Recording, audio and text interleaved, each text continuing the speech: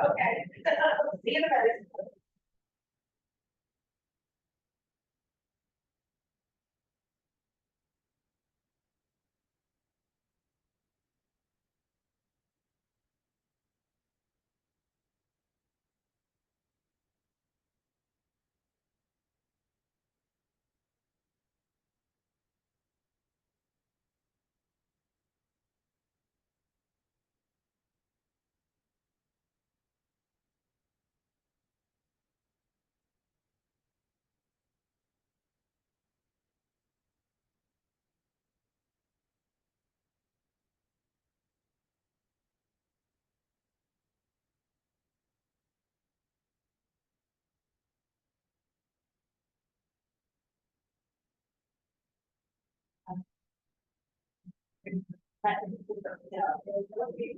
Yeah, all right.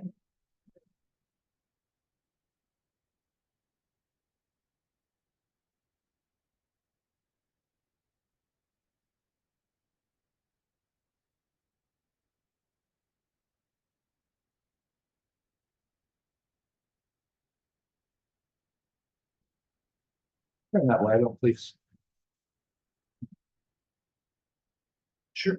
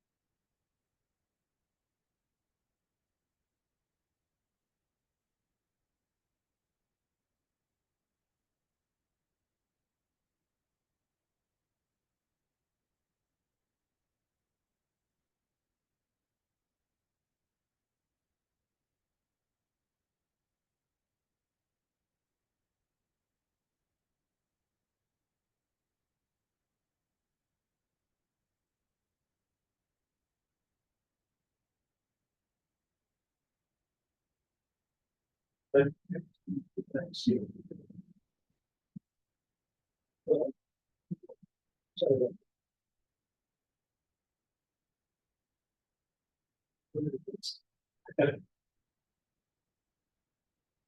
A lot of fun saying that today.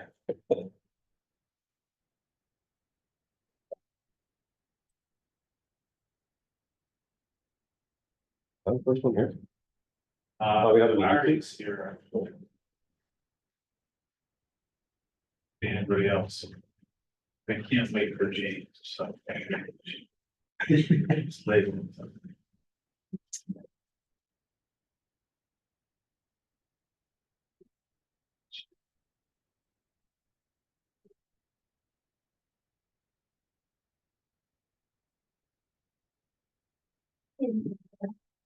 Hey, how are you? Thanks for scheduling that day. It's so weird.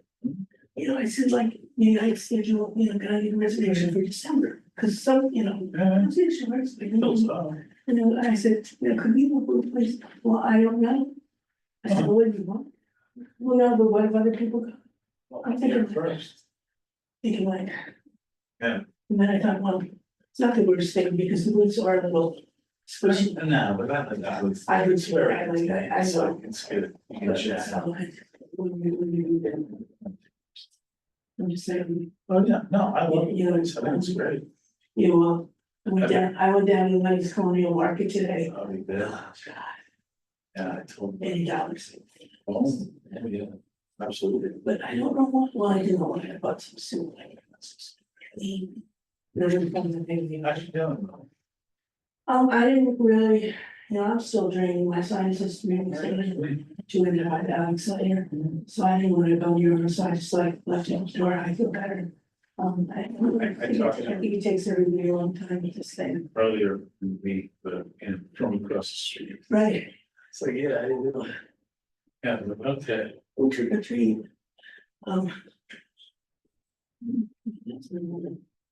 Yeah, what great day today. Yeah, I kind of missed it, but yeah. I went down, it was like a task, and it's really not, but somebody was driving me, they don't like to go the efficient way, they like to go the scenic way. So, and Hey, how are you? so you kind of take good, Jane said she's going away, are you going to? She's going to street. I'm not even. You know what? I'll make that one with some strings on it. And I can walk it. That's what it's called. You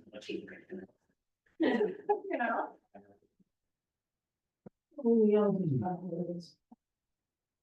Yeah. That's the thing. So it's, look at you arranging chairs, Greg Cannon. I have to be an advocate for a very important council bill. So my colleague Bill McGlynn is going to take over. Is he something? Oh, yeah. Really? Yeah, actually. How old is he? Well, What? he has a little bit, he's not that. What's that mean? These people, okay? Yeah. Because I see it. Yes. Oh, and yours cool, I never buy those. So this is Councilwoman Mahoney. Kristen, Bill. Hi, nice to meet you. Meet you. All right. Yeah, I'm usually cold, I'm always cold, so I'm into it, I'm getting the country. Yeah. And you're happy, that's why. No, I didn't. Oh, no, you're happy.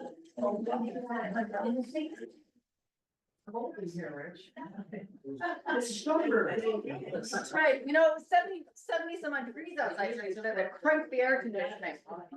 Crank it. You go, oh, Usually when I look, it's hot. turn it off. Yeah. Great. Yeah. You gotta go to TJ. Yeah, if you're- So I explained my company that I have to be back there. Okay. Okay. So Bill's in this. As I walk. Watching chair. I know. Yes.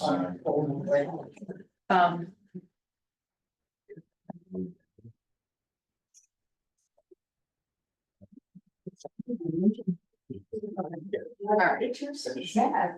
Of course. I thought they were showing down to, I mean, the jump, it's pretty. Yes. And I When I got the whole.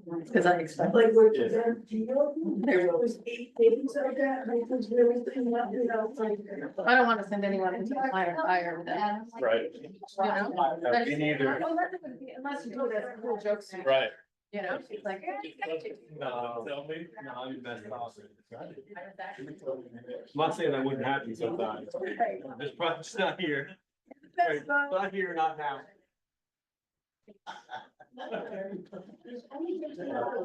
Only $2. I only do the swimming. Oh, the video was. Oh, yeah. You get that trouble. Oh,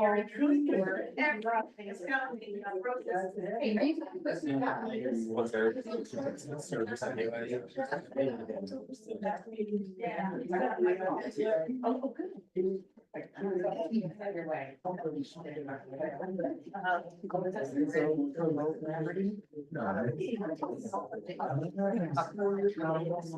No. No, I tried to get out.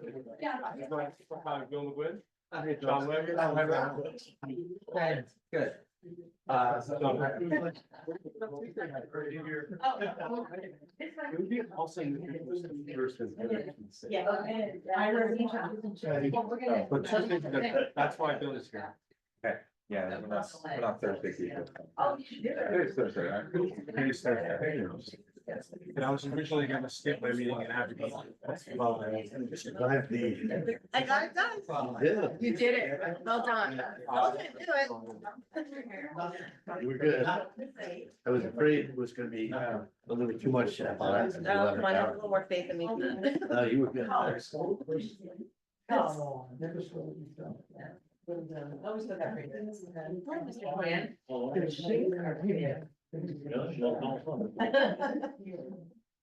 Eric, when you get teaching shoes, it looks like Frank. I try to tell him. Hi, how's it going? Good, I don't know if you met before, I'm Jane. Change it over? Bill McGuinn. Nice to meet you. Bill? How are you?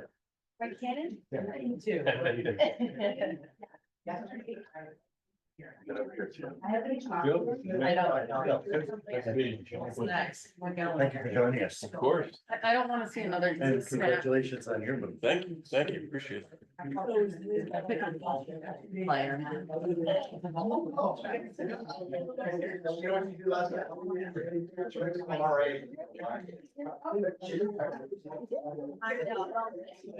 She turned out last week. Let's say, yeah. Yeah. Last. Wow. Yeah, you better watch out, we're a shorter person. She How was. high are you? She got close to the house. And it was, well, it was one of these things, you know, she said, it's not your fault. She admitted it right on. It's one of those things where. You know, like, in case you found out, I heard it. Oh, yeah. And she's like, no. Right. What's the service rank now? Right there. And she broke. Sooner the better.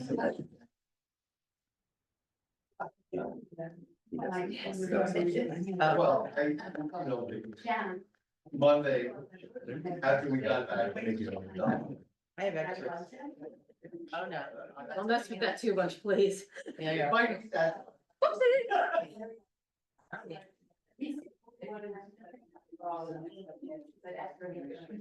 The ambient mess. Okay, so now this is fine. Until you use them. I don't remember that part. But that's fun.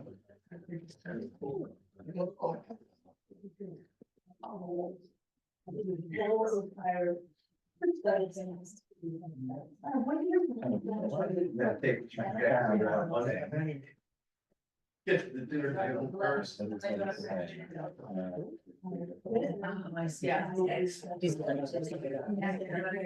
I met her. Yeah. No. Oh, yeah. 54. Anyway, What? And then you're saying that, you know, we can't extend it. We first. I mean, I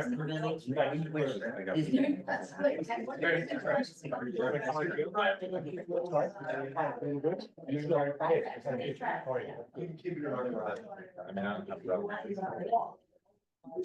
Anything to drink, water?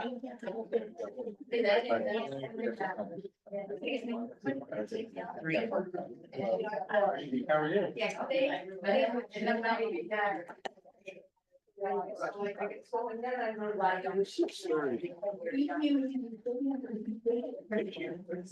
No, like the. And this is in charge, you want this? Good.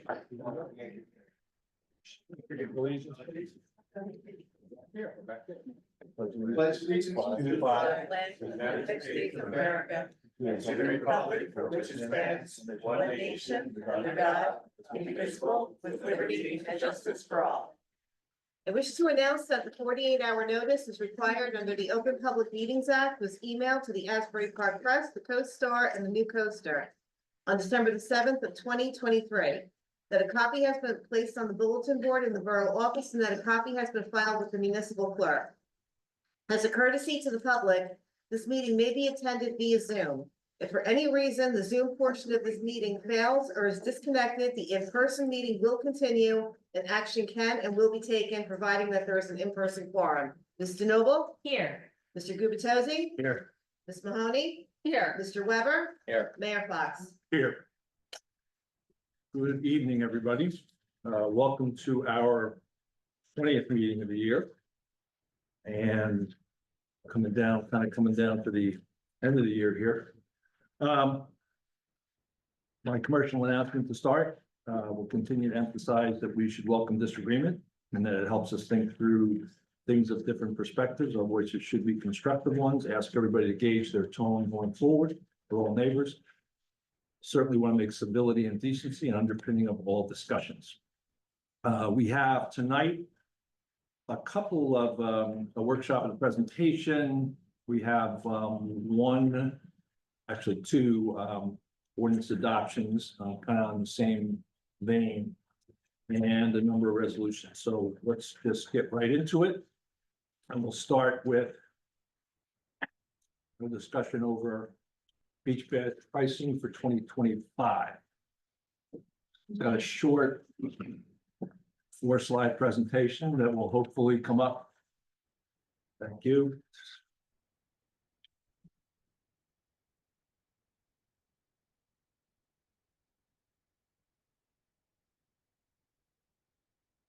Would you get those to the sides of you? Thank you.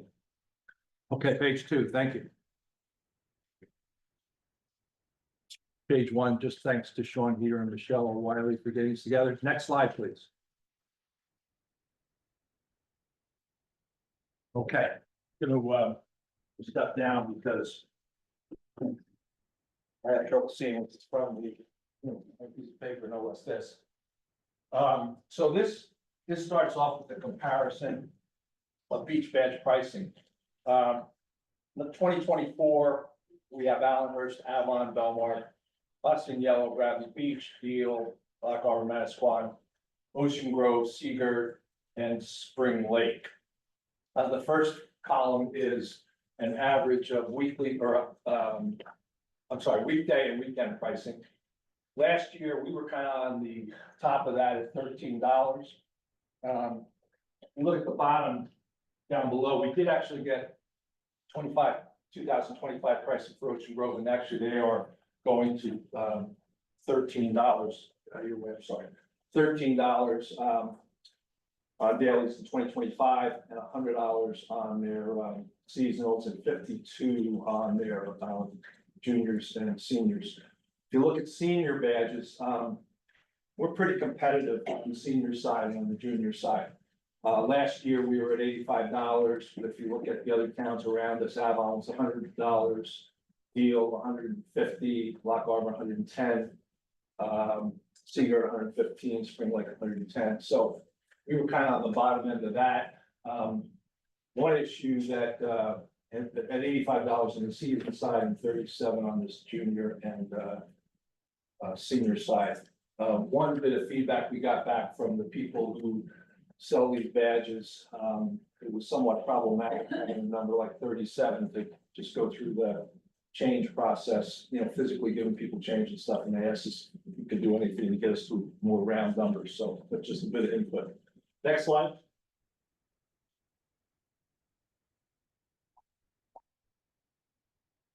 Next slide.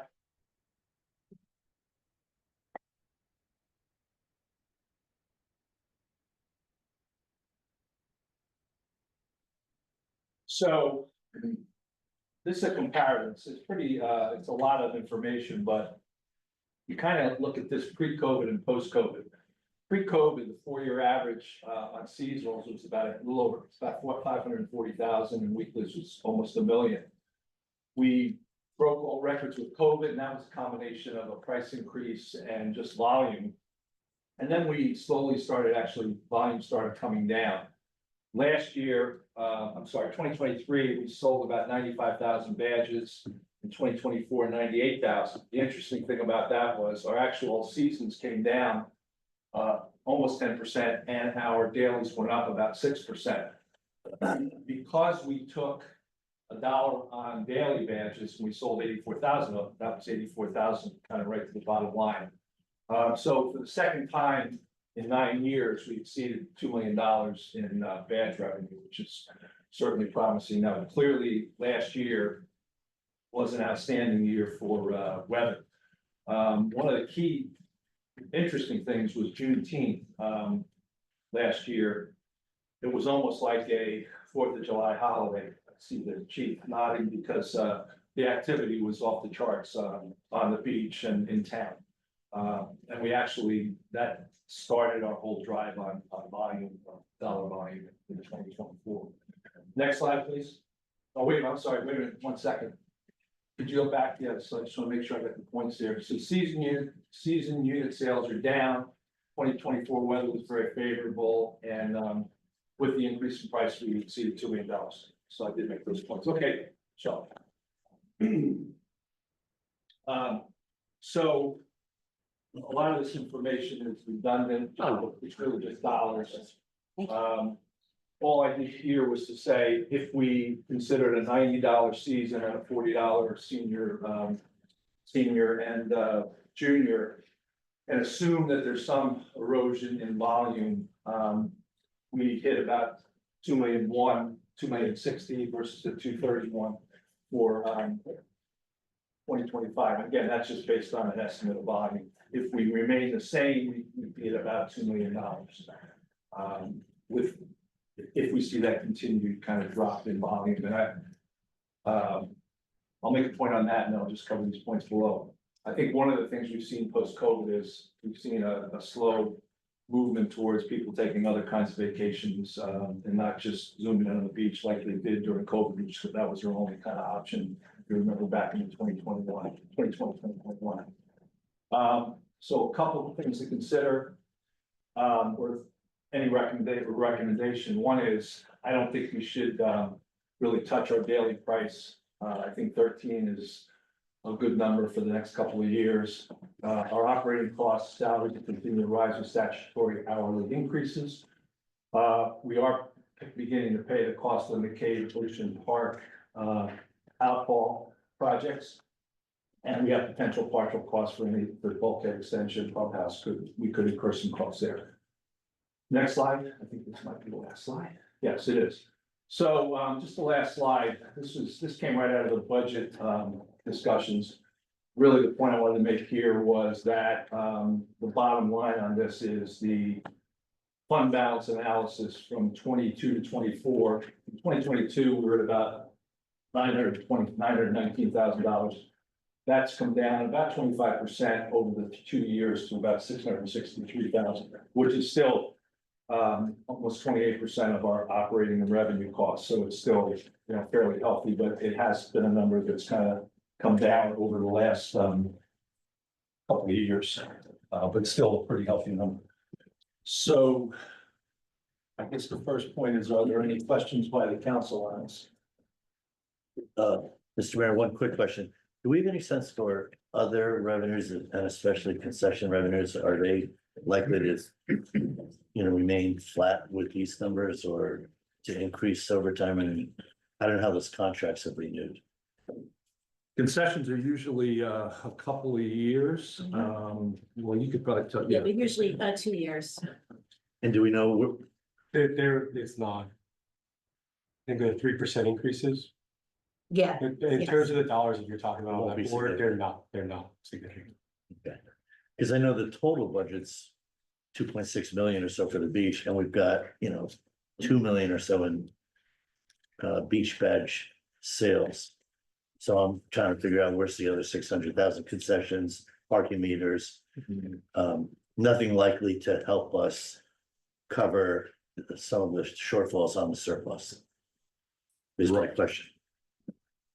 No, I don't see anything at this point. I think the dollar increase, like, as I said earlier, the dollar increase in 2024 got us $84,000 of just pure revenue.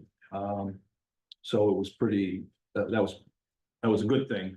Otherwise, we would have seen more erosion. The big thing with the beach, as we all know, is if we have a bad season in context of weather, that's why we've always been conservative when we do the budget. I think the budget this year is still $1,850,000 or 2 million, or I'm sorry, 1,009,000 maybe for badge revenue. We've never taken it up to the last couple of years what we've hit. We just said, as soon as we do that, it'll jinx us and we'll end up with, a much lower number. And we have seen the unit volume come down on the seasonals. But interestingly, even with the price increase, we saw our dailies go up 11%. But yeah, I point to a bad weekend last summer. I mean, we just didn't have it. I mean, I think we had a couple of days, that was it. So we were very fortunate in that respect. My one other comment was just playing with the numbers. I thought the numbers you served up, Mr. Mayor, were pretty reasonable starting point, and maybe that's where we end up.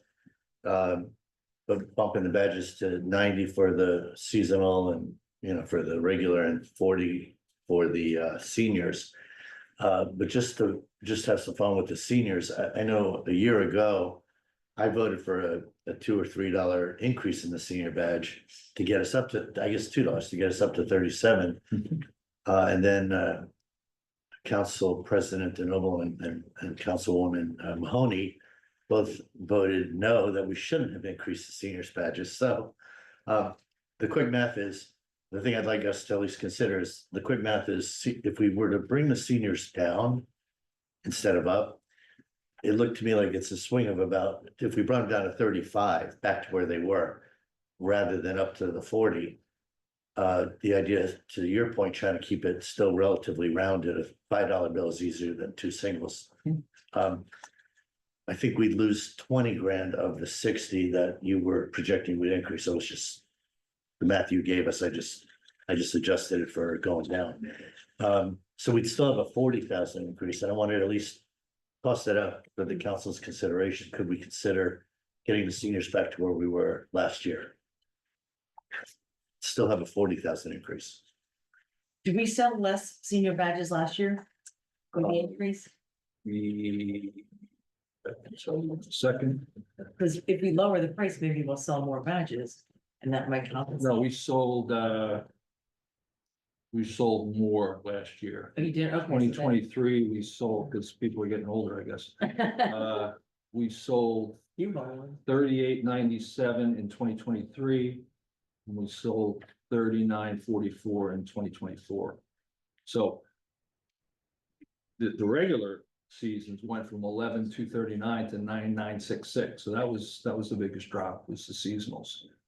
But again, we picked it up we picked up a ton in dailies. Yeah, it's okay. Juniors were down. Same thing, people are getting older. The juniors are growing up. Makes sense, yeah. Juniors went from 508 to 396, they went down about 100. And disabled just stayed about flat at 50. So Okay. that's kind of the tail of the tape. I think what we've seen, most of our badge pricing is much more, and the revenue generated by the badges is much more tied to the weather, as the mayor said. It's pretty elastic in terms of demand. So for example, when we do bump badges $1, usually we get a very similar volume. You know, a lot of our history used to be, what's everybody else doing? And as the mayor pointed out, last year, everybody else was at $11 or $12. We went to 13, and we still had a very good summer. People aren't likely to, for that $1, say, I'm going to Asbury or Belmont. So, so I think we're more, to the extent we'd be at risk, it's not that we're turning people off from coming if we bump something a couple bucks. Seasonal badges. I think we're more at risk for just having bad weather.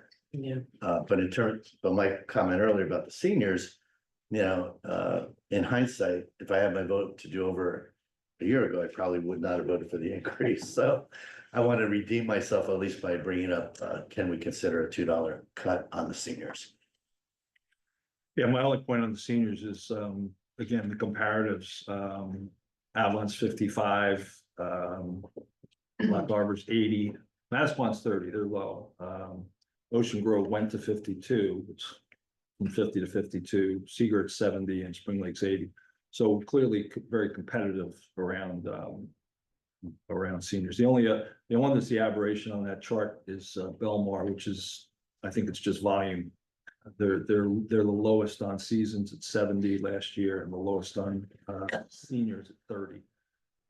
But their juniors are higher, but they're the only ones that are kind of out of that range. Everybody else, we were at the low end of that, all those ranges between those, let's see, 1, 2, 6, 7, 8 towns. So. Any other comments? Should we open it to the public? Well, Oh, yeah, no, okay. okay. All right, we can open to the public for a few minutes. Any comments by the public? Yes. Greenberger, Frisbee Park Place Ave. Did we have a surplus last year? In the beach badge? We We just showed it. I got in late. no, but we eroded surplus a little bit, 150 grand or so. Or you mean like a net surplus? For Yeah. the year? No, our surplus went down. And how much is our surplus? 660, it's projected to be 663,000. Okay, and we spent more last year than we took in? A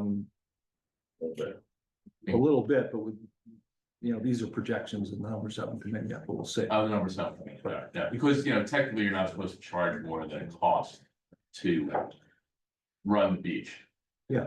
Yeah, you're not supposed to actually Well, our plan for a surplus. Budget, our revenue and expense should equal, yeah. So Yeah, yes, they should be equal. Yeah. Okay, so if we have a $600,000 surplus, maybe we shouldn't be raising the rates. But we're allowed to have a surplus now? Right. I know where you're going with this. I know you We do. have to also consider, it could rain every weekend this coming summer.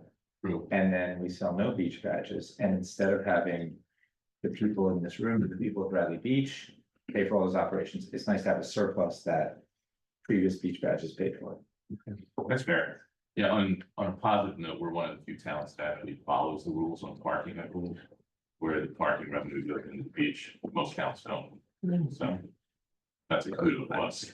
Yeah, most towns don't take the part, we do, Belmar does, and only because they were sued.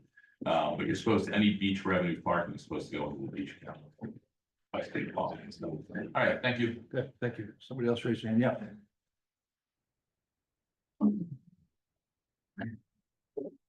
Me, I'm on 302 Fourth Avenue. I said the same thing last year. The daily badges, I guess I understand why you would want to increase those, but for the season badges, for mostly residents buy the season badges, and we've had substantial increases in our taxes. It's a nice way to alleviate the stress that we have from a financial perspective, or it's a win for council, I would say, if you don't increase the seasonal badges. Because people are feeling the pain with everything from their taxes and inflation. If there's a way to manage that cost without raising the season badges, I think it would go a long way with the residents. Thank you.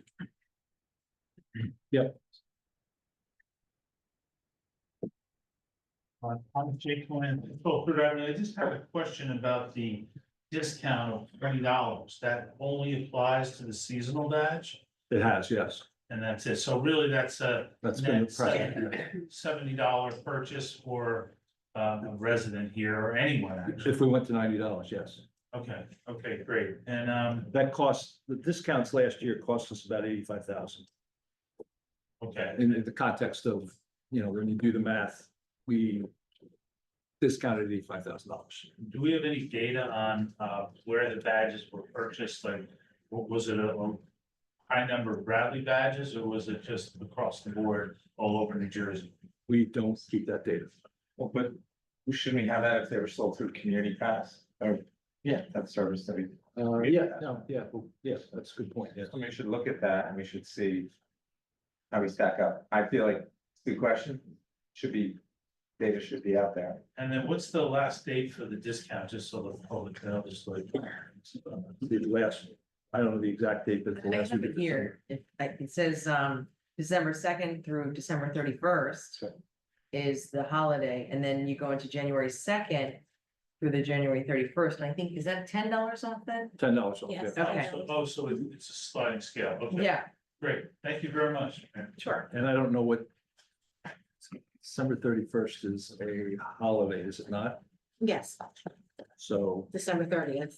we should say December, Okay, yeah, I will change that. because last year we had somebody come in and complain that we weren't here on the 31st and they couldn't buy their beach Good point, badges. yeah. So you guys are closed all day that day, the 31st? No, you know what, we might have been last year, depending on what day that fell on, yes. This it's year possible. it's Tuesday, Tuesday or it Wednesday. says till 4 PM, so I don't know.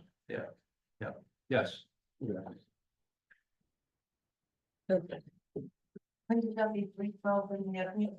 method of collection. We address that, it says cash or check. Is there any way we could use credit cards? So we can keep less cash on hand inside the booths for people? I think we use Community Pass right now. I'm not talking about the daily badges. I know you're not, I'm trying to. No, Community Pass, we use to purchase, are you talking about daily badges? Yes, We because don't, we have not we should used have credit a cards. count of how many badges or wristlets are given out, and at the end of the day, that count is rectified. Just to match the amount of money in the drawer. I don't know if that's done. I have 10, Yeah, I understand what you're saying. so we need to keep an account of that, so no money ever gets lost or missing. I'm not saying anything bad, I'm just saying that money is a deterrent sometimes to people. So if we used credit card or check, maybe not credit card for when we purchase them pre-season, but at least a check. How about Apple Pay? A lot of people just. I don't even have Apple Pay, but I would try to get Apple Pay. But when people use Community Pass, don't they get to the end of the process, they paid their money, they have something that shows they paid, and then But they're there's a showing lot of that to get people the that actual. That don't use Community Pass. Not. That's the way you would pay by credit Yeah, card. that's the only So way I'm to just pay by saying, credit so card. that's achieving what you're talking about, less cash in the booths. They just go to But Community Pass Do you app. think our visitors would have Community Pass? Well, if they want a daily badge, they can get them ahead of time. Yeah, I mean, that's the whole, right? Yeah, I They think, purchase them ahead of I time. mean, I'm pro credit card. I think every year we talk about Why this. don't we get a I credit don't know card why when we you don't do take credit things like cards. A lot of places now are cashless. I know, but you still have a credit card, Yeah, we should definitely, like. we should have visit many that. stores. I'm just saying, if we have one system to use credit cards, I don't know why we need another. It's. But I would think that people wouldn't know how to use it, say language barrier sometimes, they do have a credit card though. yeah, because my mom has a credit card, but she doesn't have a smartphone. So someone like that, That's what I'm just saying. yeah, I think I'll it's- check with the other boroughs. It's a really good suggestion. Thank you very much. Yeah, and just your other question of, cash, we have a beach manager, he's not, he actually was gonna be here to do a presentation tonight, but he's on vacation, it's teachers' conferences, I couldn't remember. Yeah. But he reconciles cash every day by booth, so there is a I audit think we process. should reconcile it with the amount that you started with. Yeah, that's what he does. And Every day. who does it with him? He's the beach manager, No, and who does it he with submits it You need to two finance. people to reconcile something. You Uh, don't need just one. I'm a nurse. I counted at end of every shift with a new nurse coming on narcotics. It was a great system. And if there was one thing missing, it was a big deal, so. There is a way to reconcile everything, but it should be done with two people. Thank you. Thank you. Anybody else?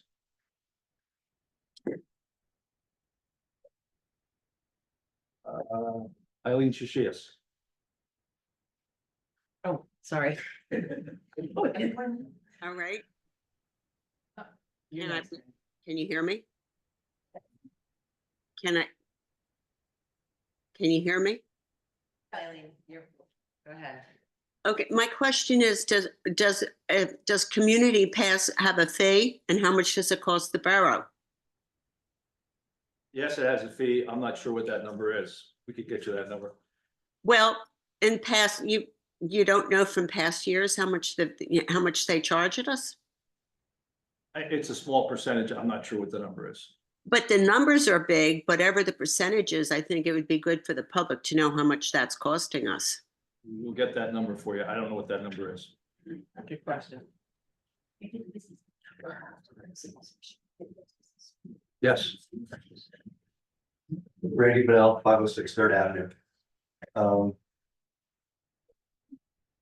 We may be overthinking this a little bit. The year that Lobster Fest went by the wayside, there was a lot of chatter about how much it increased beach pad revenue. So I did my homework. I looked the year before. And the year before, the weekend we had Lobster Fest, it was very cool. High 50s, overcast, it was raining. 3 weeks later, it was 95 degrees.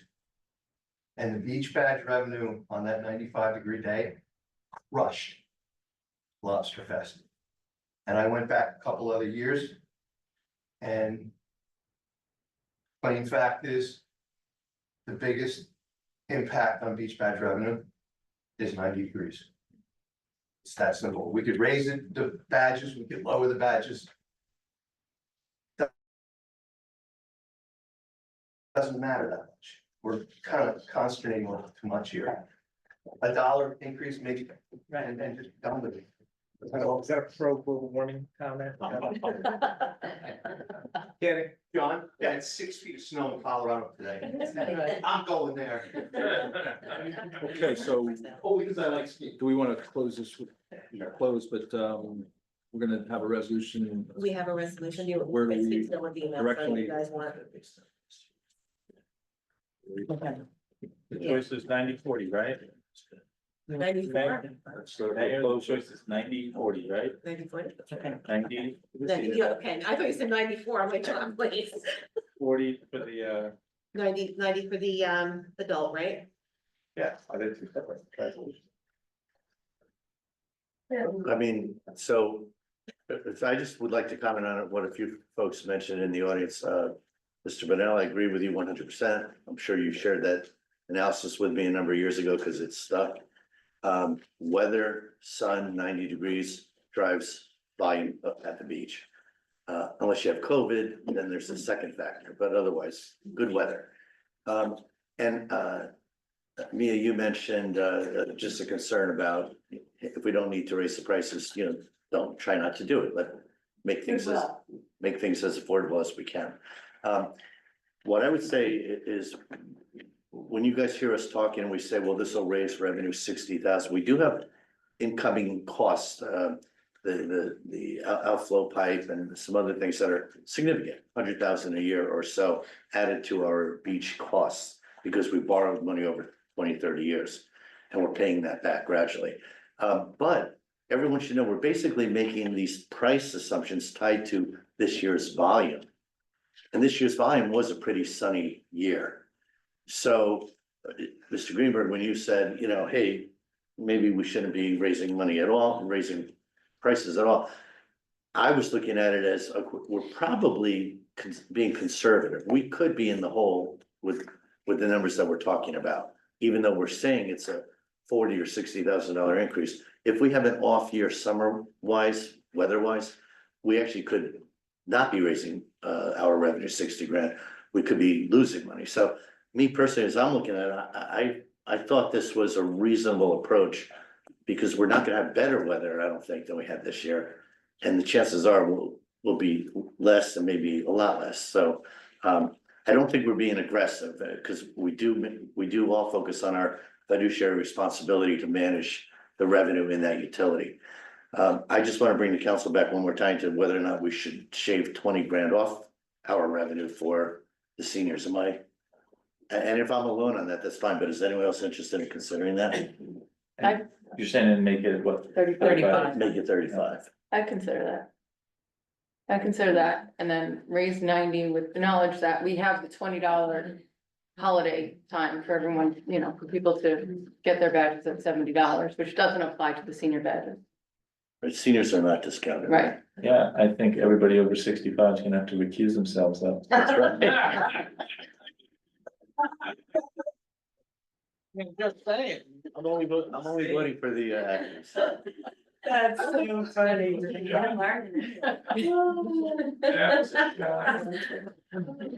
You'll get there. That's a great idea. So right now we have 2 people on 35? That would. Is that it? I'll go for 35 on the senior. That's Yeah. fine. Okay. Okay, so 90 close and conversation. 35? Yep. Okay. That's nice. Singles. Okay, let's move to the next thing, which is presentation on best practices. This is a requirement. Michelle, if you could get the screen cooking here. Our borough administrator will take us through the best practices. It was submitted a week or so ago. This is just a high-level summary of the presentation. Yes, thank you very much. So the best practices inventory, we can go to the next slide. Michelle, thank you. So the best practices inventory is distributed every year from the Division of Local Government Services, and it goes throughout to all municipalities throughout this state, and it obtains vital information about the status of municipal government practices in New Jersey. The 2024 inventory assesses each municipality's compliance with various laws and evaluates the implementation of fiscal and operational best practices. The inventory answers provide taxpayers with an additional means of evaluating the borough's performance, and the inventory also identifies areas where the municipalities may require further technical assistance. This year's inventory had a possible 46.5 points, and the borough scored 38.5, which does give us full funding for our final state aid payments. Next slide, please. So each year, the BPI features different topics. The topics for 2024 included ethics, personnel, budget, financial administration, capital projects, transparency, procurement, cybersecurity, lead remediation, shared services, special improvement districts, affordable housing, redevelopment, utilities, and the environment. Next slide, please. So how the BPI is scored. So this year, and again, it changes every year. This year, there was a total of 52 questions amongst the 3 scoring categories. The division introduced 11 new scored questions this year. And it's broken down into the following topics: core competencies, which had 41 questions, best practices, which has 11 questions, and the unscored survey, which is 17 questions. The unscored survey questions are really there to help DCA gauge how towns are doing with different initiatives. For example, the unscored survey questions this year highly focused on affordable housing. It focused on lead remediation, broadband internet services, and special improvement districts. Next slide, please. Here we go. Perfect. Core competencies address, yeah. Hey, this is Larry. Quick question on that, the 17 questions. Is that kind of a lead indicator of what's coming in questions, future years or categorization? Exactly. So for example, with affordable housing, they just kind of want to know how folks are doing on that front, how far along they are in the process. With lead remediation, that's a fairly new legislation that was introduced, I believe, in late 2022 or mid 2022. So they're just assessing. Basically what it does is it lets DCA know when municipalities are struggling to comply with something. And then that's when they can offer technical assistance, they can offer grant programs. So it's really just their way to gauge to see how they can be more helpful to municipalities. Okay, thank you. No problem. Core competencies addresses the statutory and regulatory compliance obligations. They're worth 1 point each, and best practices involves fiscal and operational practices that are a benefit to the municipality, and those are worth 0.5 point each. Next slide, please. So how did we do? That's always the main question, right? So of 41 available points in core competencies, the borough received 35 points. And in the best practices, which was a total of 5.5 points, the borough scored 3.5. So of the total of 46.5 available points, we got 38.5. Next slide, please. So where can we do better? Some of these we know, and they're actually repeats from last year. For example, financial deadlines. Once again, the borough did not meet deadlines to introduce the budget and adopt the budget, and also for the submittal of the AFS. Additionally, just like last year where we got dinged, the borough has not installed a public electric vehicle charging station, nor do we have a hybrid or alternative fuel purchasing policy for new vehicles. The other 3 dings we took, one, transparency. It is now state law that municipalities must change their pay-to-play laws to match the states. In this case, the borough of Bradley Beaches, ours is stricter than the states. So we do need to fix that through governing body action. So we now meet the states. Personnel, Chapter 78 health benefits for employees. This means basically it applies to retirees of the borough where in 2011, Governor Christie signed legislation requiring that retirees pay 1.5% of their retirement benefits. The borough has not been collecting those funds. That is going to be remediated before the end of the year. We already have the letters and mailings prepared to go out to the folks who are not currently contributing. And then the last one, this was a little thorn in my side. The borough surety bonds for the tax collector, municipal judge, and court administrator are at the standard schedule as recommended. However, they recommend that we do a stricter schedule, a more stringent schedule, and so we got dinged a point for not having a stricter schedule than is required. Next slide, please. So what did we do well? These are categories where we scored a perfect 100%: capital projects, cybersecurity, ethics, procurement, and shared services. Next slide, please. Oh, great. So a copy of the borough's BPI in this presentation will be found on our website tomorrow by going to the bradleybeachnj.gov/reports page. And the last slide is just my name. So thank you, everyone. Thanks, Brent. So we submitted this and it's been accepted by the state? Correct. Okay, good, great. Any questions? Go ahead. Meredith, the 38.5, how does that score, 38.5 out of 46.5? How does that compare to last year? Comparable? Do we improve? It's a little apples and oranges because, like I said, the amount of questions and the points you can score every year change. So I would say it's comparable because last year we had the same 4 dings in the 2 financial deadlines and green practices categories. And then the 2 other dings we got, like I said, one is because we haven't changed our pay-to-play ordinance, which is stricter than the states to match the states.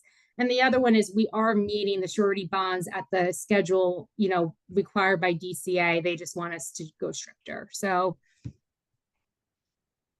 make of that what you will. Okay, any other questions? Thank you, everyone. Thank you. Thank you. Okay, we'll move on to the next item, which is minutes. Approval of minutes for the October 23rd, 2024 council business meeting minutes. Do I have a second to? Second. Ms. DeNoble? Yes. Mr. Gubatose? Yes. Ms. Mahoney? Yeah. Mr. Weber? Yes. Mayor Fox? Yes. Approval of minutes for October 23rd, 2024 executive session meeting minutes. Motion to approve. Second. Ms. DeNoble? Yes. Mr. Gubatose? Yes. Ms. Mahoney? Yes. Mr. Weber? Yes. Mayor Fox? Yes. Okay, we'll move to the next item, which is, public comments or questions pertaining to the 7-9 agenda. 5-minute limit, single instance, to speak on this. Any questions on the agenda? Yes. You didn't ask for public comments on the best practices. I had one. I would like it put in the computer if possible, not in landscape, but in portrait, so you could read it. You're scrolling back and forth on your computer, you can't get it on the screen. I don't know why it was put in there that way. Maybe it was a mistake. Could it be put in portrait instead of landscape? Because you're reading your computer like this. Oh, it's not That's PowerPoint. PowerPoint. No, it's got it goes in, actually, BA just said it's gonna go up tomorrow, so. right, I don't know, I mean.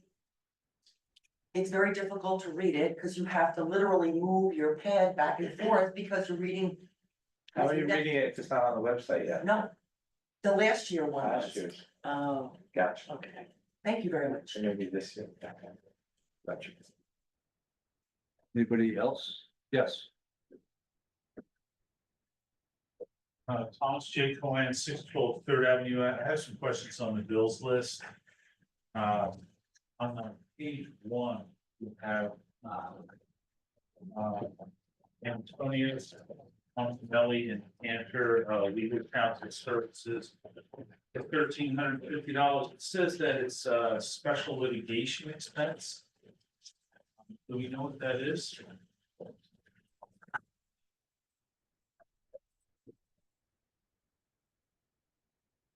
Do not.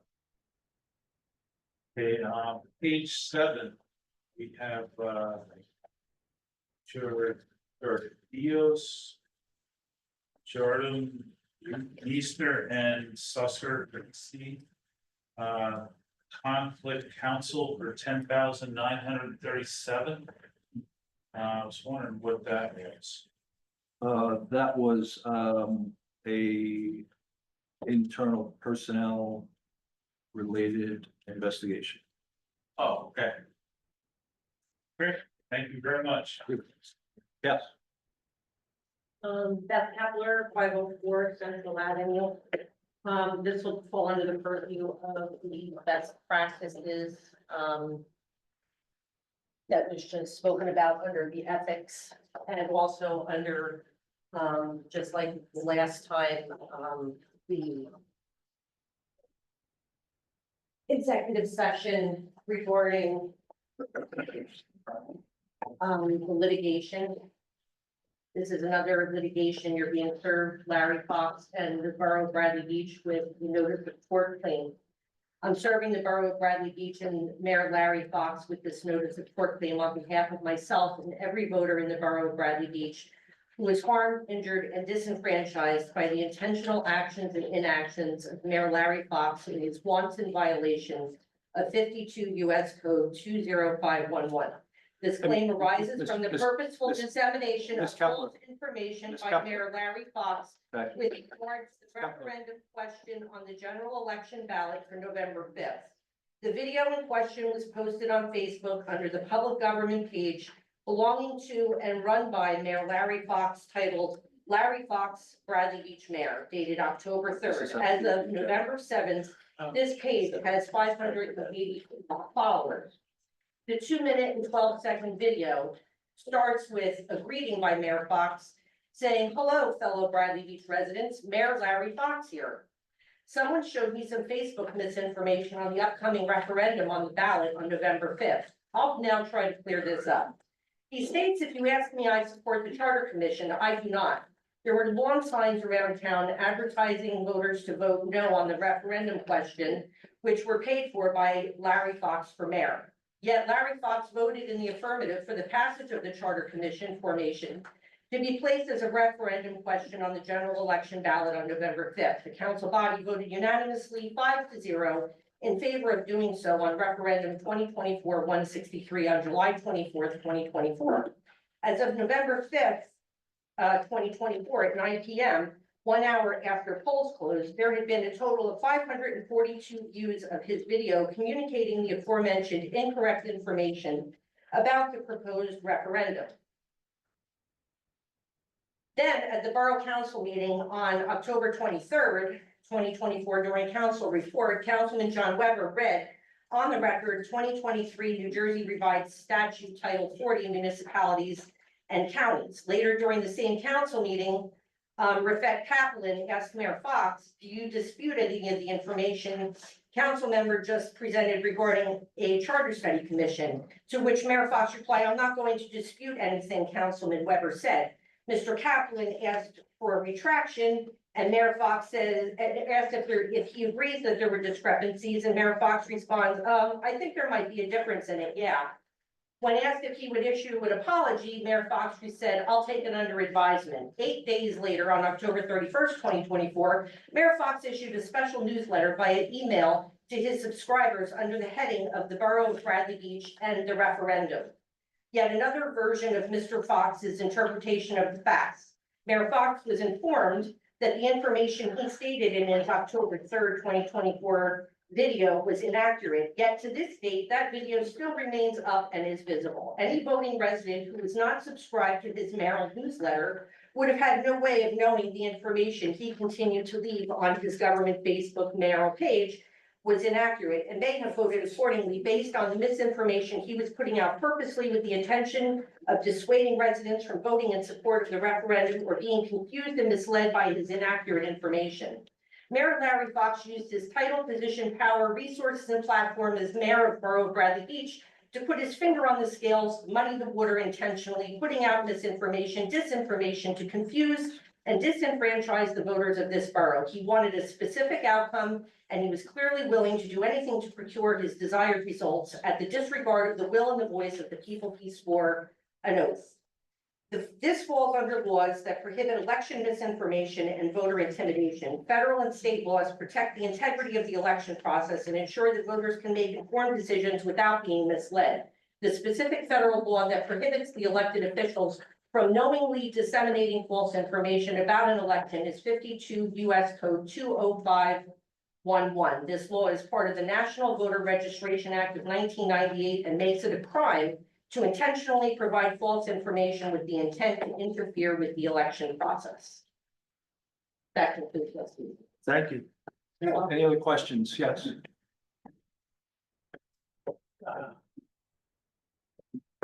Greenberg, 302 Park Place. On the benefits collections for the retirees, said that's gonna be resolved. Is that gonna be collected in arrears as well for all the time they didn't collect? I do not think so. How come? If the money was owed to us, we just didn't collect it, aren't we still owed it? I'll ask the question. I don't know the answer to that. We typically, as a practice, don't do that. Okay. And question on the pay to play, ours is stricter. Is it the state law that we have to downgrade it? Yes. Okay, all right, thank you. Yes.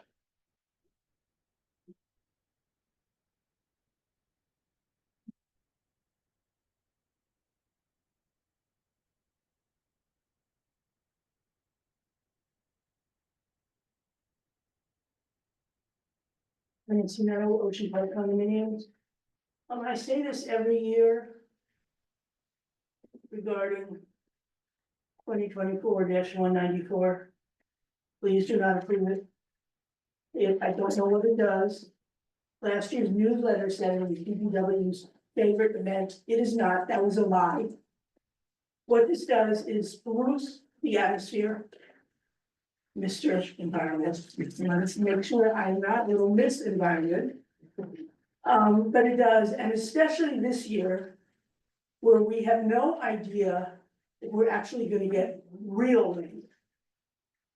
The thought of having any sort of fire that we would deliberately create, to me, is really asinine.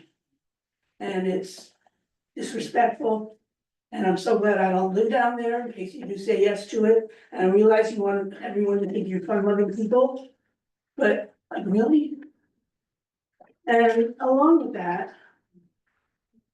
I would say that we should table till next year, 2024, 189, and 2024, 190. We have no idea what our finances are, we have no budget for next year, I just can't even imagine spending more money. Thank you. Hey, anybody else? Yes.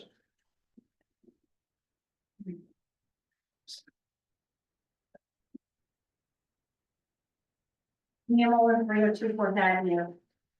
A little disappointed coming to the meeting tonight and not seeing that our mayor is congratulating our mayor-elect, Mr. Alvin Tosi, and our councilwoman-elect, Shauna Greenblatt. So I will do it myself, because we just had a big election day, which is We're why. gonna cover those things, but that's Oh, not okay. part of the agenda. These are questions So about the just a way agenda. to open the meeting, but Yeah. nice to congratulate them. Anyway, so I'm hoping it's okay that I can comment on what is written for the executive session, certain police officers versus Borough of Bradley Beach. I think that's okay. So a friend of mine passed something on to me. And it's from a online media source called Tap Into. I'm not familiar with it, but I'm sure this article is in many of the other local papers. I wanted to just say, because of as a result of the election, Mr. Gubitosi is not necessarily the panacea for Bradley Beach's financial woes. In addition to the challenge of having to replenish our diminished surplus, he's now challenged with what could be millions of dollars to our taxpayers as a result of the case between the officers and the Borough of Bradley Beach. I was gonna prepare a better statement, but I started to highlight and said, you know what, I'll just read some highlights from this article. It was published on October 28th, written by a Matt Doherty. And he explains that there are 4 Bradley Beach police officers that are pursuing a lawsuit. The potential fallout could cost Bradley Beach taxpayers millions of dollars in damages, fees, and penalties. With substantial evidence suggesting systematic negligence at the highest levels of borough leadership. The attorney, her name is Gina Lonzero, you probably can pronounce it better than me. She did send a letter to the borough's attorney on October 15th, outlining the accusations against Vita Pono, the chief of police, and the borough's executive officials. I see, highlighted. I'm skipping actually what all the problems were. More concern is the financial aspect of it, which is we're happy we're going to have a new mayor.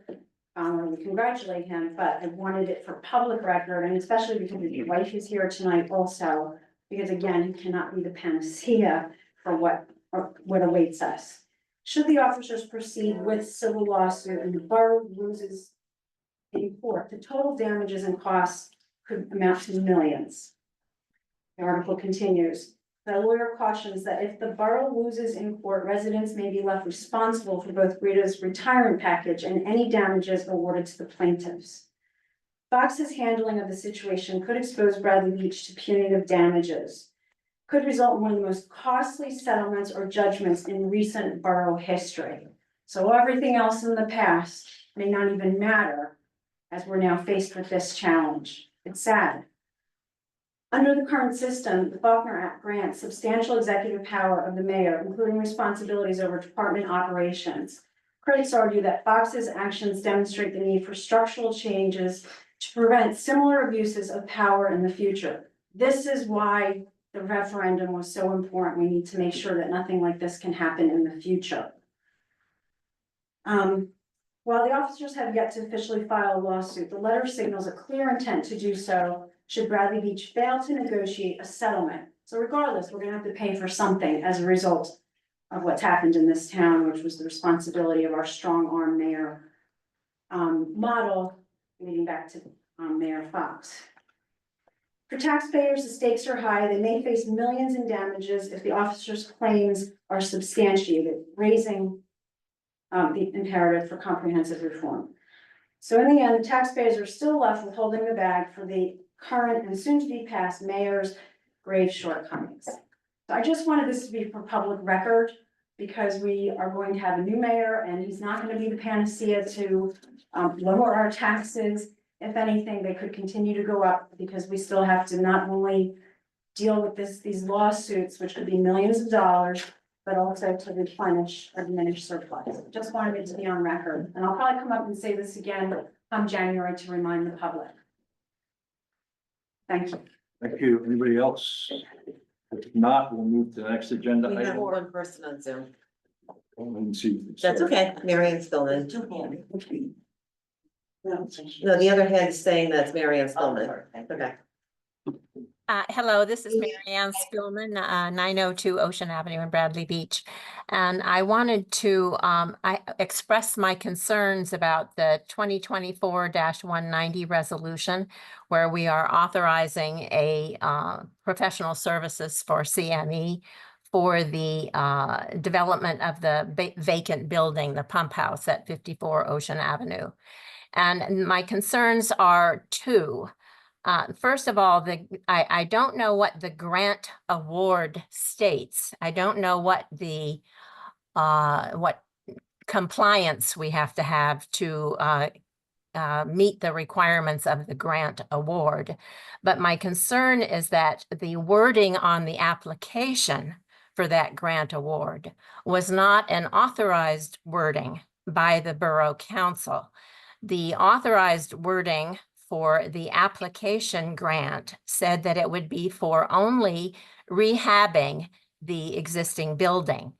But the application itself said that we would be planning for a museum and an additional bathroom. So we were looking in our application grant for expanding the footprint of the building rather than complying with the resolution of the council that said we would be rehabbing the existing building only.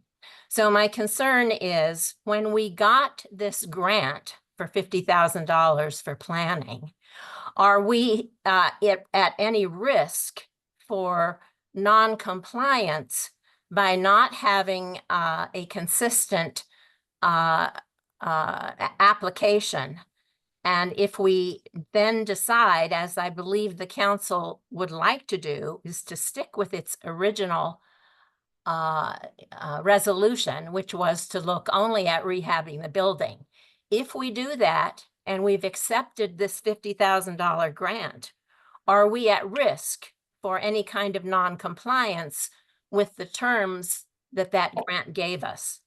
So I think that's a legal question of compliance that we need to be sure that we're not going to be set with a fine or having to give some of the dollars back because we are not complying with the terms of the grant as it was awarded.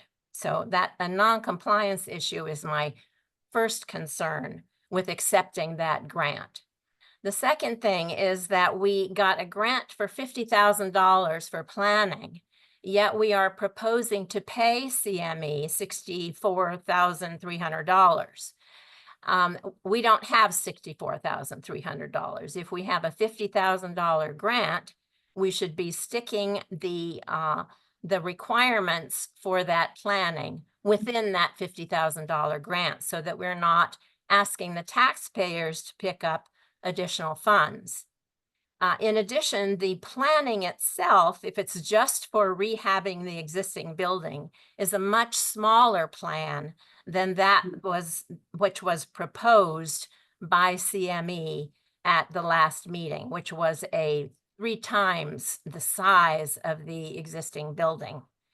And if we cut down to just rehabbing the existing building, we should be able to do that within $50,000 and ensure that CME understands that it has to be within the $50,000 and no additional bonds or taxpayer money will be allocated to CME for that planning.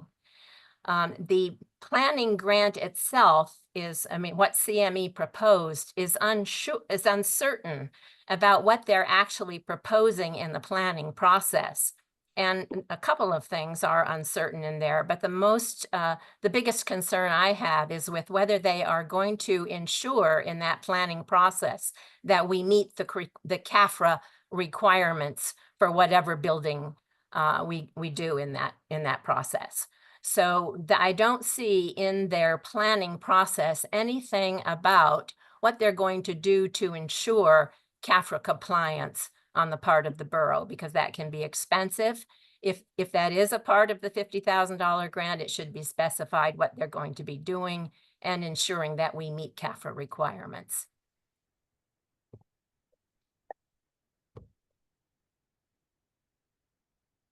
Okay. Thank you. I can make a point on that. Phase one is $50,000. Phase two is the permitting and bid documents, which would be if we made a decision to go. At that point, we will exercise the planning grant, but that's not if we put a plan together, that does not mean we're gonna proceed with the plan. The plan in the concept phase, service phase, and the design phase would be getting input from the council and from the public. But I think we're in alignment on how to proceed, that we are into one building. Number one, two, we understand the CAFRA requirements, and we've already gotten feedback from the Historical Society. So I think we're in pretty good alignment on this. Just one other thing, Mr. Mayor. Ms. Spillman, the numbers you quoted suggest to me that you might not have seen the most recent. There's a revised proposal the council's received. It breaks the work into two parts, as the mayor mentioned, a phase one, which caps out at 50,000, but excludes Permit services and bid documents. Yep. And they've also, CME changed the language at council's request to take out any references to the Historic Society Museum. I believe expansion as well, that, as I think you know, there's, when that one diagram was presented to the council, a number of us reacted suspiciously. I think I personally said that doesn't comply with CAFRA if you're expanding south. So a lot of the concerns you're raising, some of them we've already at least addressed publicly, and others you might not be aware have been addressed actually in the CME proposal itself. Erica, that proposal, was that put on the website? But the proposal, no, the resolution, yes, but you're not supposed to put proposals on the website. That's not a best practice. Okay, I thought, If somebody wants it, I can give it to them, that's not a problem, but generally, we do not post that kind of stuff on the website. and I asked only because I asked the same question last meeting and Greg Cannon said we could post proposals on the You're website. really not supposed to do that. Okay, I was listening to our Okay. attorney, No, I understand that, but but that's. Ms. Spillman, not would you best like a practice. copy of that most recent proposal? It might address some of your concerns. Yes, I definitely like to see that most recent proposal. And I don't know about this phase one and phase two. Is the $50,000 grant only for a phase one? And is there an additional grant for a phase two?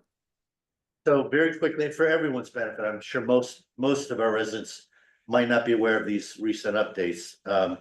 But phase one, the CME added a $500 charge for the coordination with the borough and preliminary project review, and that was done to make sure that CME didn't go off and start to create, variations that they thought might be of interest to us.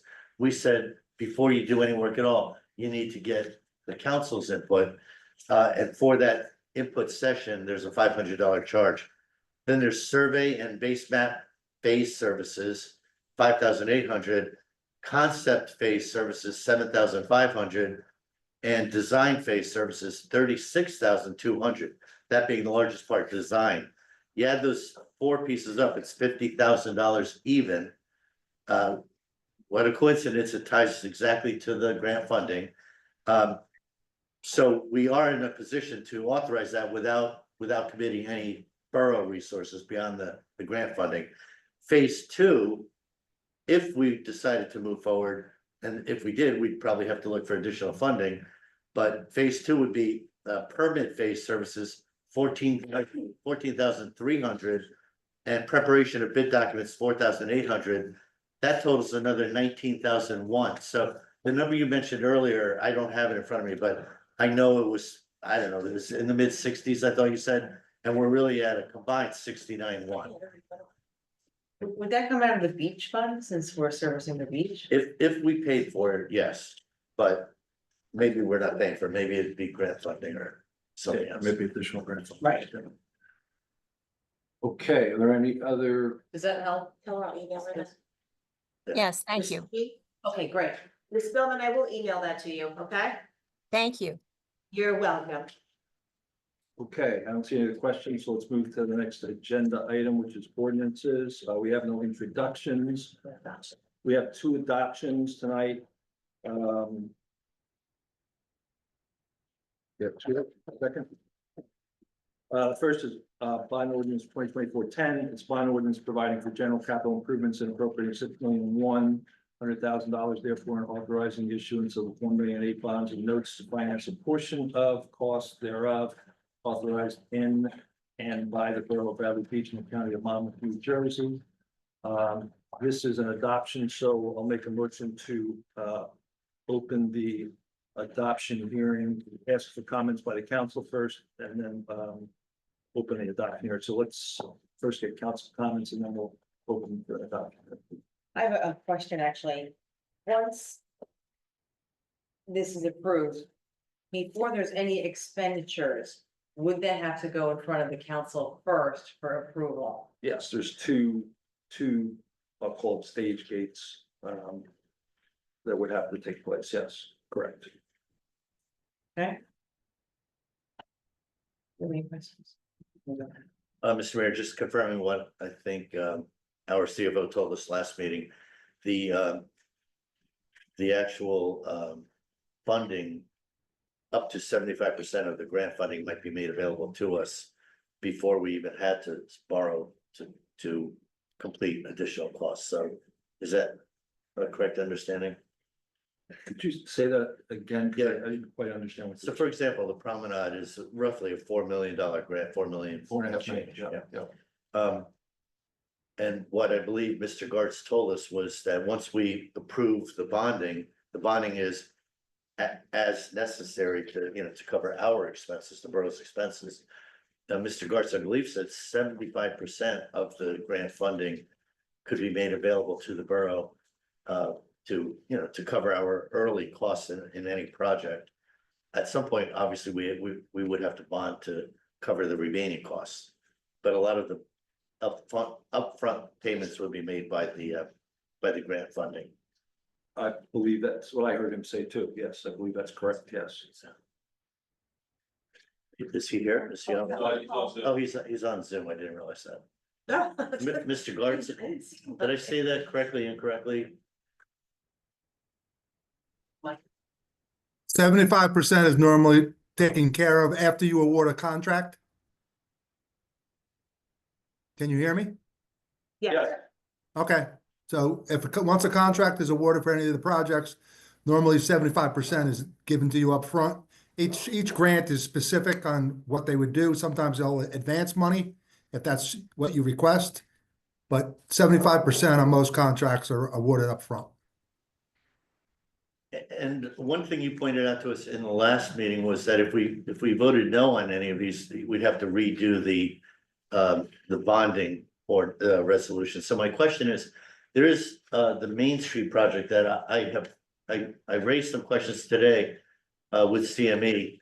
But if we were to move to table that, so we would ultimately approve it, but table it until some additional questions were answered, would that negatively impact us in terms of the bonding resolution that we're looking at tonight? You couldn't table a specific aspect of the ordinance. You either take the whole ordinance or you take none of the ordinance. I was saying, not the, when you say the ordinance, the resolution that we're talking about for bonding? No, the ordinance itself is up for discussion right now, if I'm not mistaken. Okay, but the ordinance, okay, so we have the resolutions that we would want to possibly want to table. And table only to perhaps approve, at a following meeting. So the question is, does that impact the ordinance adoption? Or can we, if we adopt this ordinance, do we have to approve all of the CME projects? By resolution, no. I believe we're gonna have to table them anyway, because the ordinance is going to have to be adopted, and then the 20-day estoppel would have to go into effect, then we can, we do the resolutions on another agenda. Is that correct, Mr. Gartz? By law, yes. Am I correct on that, Ricky? Yes, by law. That's correct, Erica. Thank you. Okay, thank you for informing the council.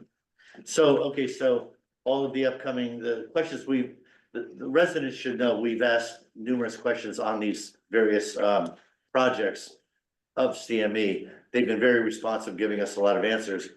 We were, at least I was under the impression, I think others were too, that we were going to have to vote on the actual, resolutions tonight. Apparently, we will not. We'll be tabling all the resolutions, so that makes it, I think, a lot easier, because we needed, at least I'll speak for myself, I needed more time on Main Street because there are some significant issues that still had not yet been addressed. The last meeting we got, we made the request for getting minutes of meetings or whatever might have been conducted for the Main Street committee. And we did just get those minutes a few days ago, maybe a week ago, which is great, but they were not complete. There were other questions we had. And I was at least leaning towards not moving forward on that project till we had answers. But now that makes it easy if we are going to table everything. Does this put, I know that one of the projects has to be approved by 12/24, the promenade. Does this put any of that in jeopardy? Not this ordinance, the next one will. So the next meeting, okay. No, the next ordinance. We The have next, two. well, the next ordinance, well, okay. Yes, it would. And I know there was discussions with the state as late as today on that. They're starting to tap their foot a little bit with us. But you said we're not approving any of the resolutions. No. I mean, that would be, But the ordinance, they want to know if the ordinance. the bonding, I got, okay, the bonding, not the, okay. They will be okay if the Okay. bonding, and then we can start looking at approvals and all those good things. Okay. Any other questions? If not, I'll make a motion to open the adoption hearing for 2024 10. Second. Mr. Noble? Yes. Mr. Gubatose? Yes. Ms. Mahoney? Yes. Mr. Weber? Yes. Mayor Fox? Yes. Ricky, I might have a comment. No, I'm good. I was yelling at my dogs. Yeah. Any questions? Okay, there's no questions, so I'll move to adopt 2024 10. And close the adoption hearing, sorry. No, Both those things. You can do them both for one time. second, Mr. Noble? Yes. Mr. Gubatose? Yes. Ms. Mahoney? yes. Mr. Weber? Yeah. Mayor Fox? Yes. Okay, bond ordinance 2024-11, bond ordinance providing for beach capital improvements and appropriations of $5,215,000, therefore, and authorizing the issuance of $845,000 of bonds and notes to finance a portion of the cost thereof, authorized in and by the Borough of Bradley Beach in the County of Monmouth, New Jersey. Start with any council comments. Are there any council comments? I'll start with Ms. Mahoney's comment question. I think Well, I think I got my answer. So if we, as long as we approve the bonding, then we can move ahead with the project. We'll meet the deadline for starting the project according to the state for the Yes. prom. Correct. Okay. Very good. No idea. Okay. Any other questions? If not, I'll make a motion to open the adoption hearing for 2024-11. Second. Mr. Noble? Yes. Mr. Gubatose? Yes. Ms. Mahoney? Yeah, Mr. Weber? Yes. Mayor Fox? Yes. Any questions as to 2024-11? Yes. Thomas J. Cohen, 612 Third Avenue. I just wanted to clarify that if there's overruns where this bond is utilized in this construction of the promenade, that will be paid for out of the beach fund and not out of the general fund, because it's. Correct. Okay, good. So the taxpayers are not really paying for this. Correct. Great, thank you. Well, any taxpayers who use the beach, they will, yes. There's no questions on the boards. Okay, I will then move to close the adoption hearing and approve 2024-11. Second. Mr. Noble? Yes. Mr. Gubatose? Yes. Ms. Mahoney? yes. Mr. Weber? Yes. Mayor Fox? Yes. Okay, thank you. We'll move now to communications on police promotions of Sergeant Gale, Lieutenant Solaro. I think those are the two on there on the communication. Yes. Let Chief go. I mean, Oh, we already did that one. That was weeks ago. okay. And I'll make a comment as to when that official, That's true. swearing in is in my comments. Okay, consent, move to resolutions. We have two items on the consent agenda, the bill list of November 7, 2024, and 2024-194, approving the annual bonfire for November 29th, 2024. Can I make a comment? Question? So for the annual bonfire, I've noticed that this says Fifth, it's really at the Fourth Avenue beach. That is an erosion hotspot. It's like it's the narrowest beach we have in town. I think it's too late for this year. We don't have DPW folks here. But I would, and I believe that, you know, bulldozing the sand and moving in all that activity, it just makes the sand looser and it just washes away or blows away easier. I would consider moving this around. If it's too late for this year, I hope we will consider moving it to like Evergreen or somewhere in the north end in future years, because I actually think having the bonfire there contributes it to being sort of the erosion hotspot. I have to talk to both Public Works. Yeah, and fire. And fire, Yeah. about all the variables. I understand, putting the idea out there now. Yep, no, it's a good point. We can follow up on that, absolutely. Do we plan to have the bonfire if we don't get rain? Right now, we are not, as part of the designated, one of the designated towns that are restricted as of 3 days ago. So I think it's something we gotta just continue to monitor and look at. You're saying we are a restricted town? No, We are not. we're not. Okay. Restricted meaning what? There are some towns that have very tight restrictions around doing much of anything. No outside Yeah, fire. Right, right, Yeah. but we're not one of those towns right now. And our key criteria for those, for people who aren't tuned into this is OEM and primarily OEM and the police monitor very closely the weather forecasts. And particularly the wind forecast, and if, I think 2 years ago or 3 years ago, we actually canceled because there was a east wind. And it was over 15 miles an hour, and we just said it's, from a safety perspective, we're not gonna do this. And we didn't reschedule, because that time of year, rescheduling anything is a royal challenge, so, you know, that's the way we'll proceed this year, and I think the new variable is the lack of precipitation, but. You know, we have a number of meetings prior to this. So we will manage, we'll manage that accordingly. Oh, and I do have one bill list question, sorry. So on page 8, it's New Jersey Natural Gas. It lists a bunch of borough-owned places, obviously. But 317 Lorraine is one of them, and it's $1,000. And I don't ever remember seeing this on other bill lists, unless I missed it, and I feel like I read all the bill lists, and it's only $11, but. My point is that the gas has been capped off there, like, I watched the guys come and cap the gas off at the house that's on the church property, so. Why are we getting $11? What? It's a service charge, just for, This will be in there.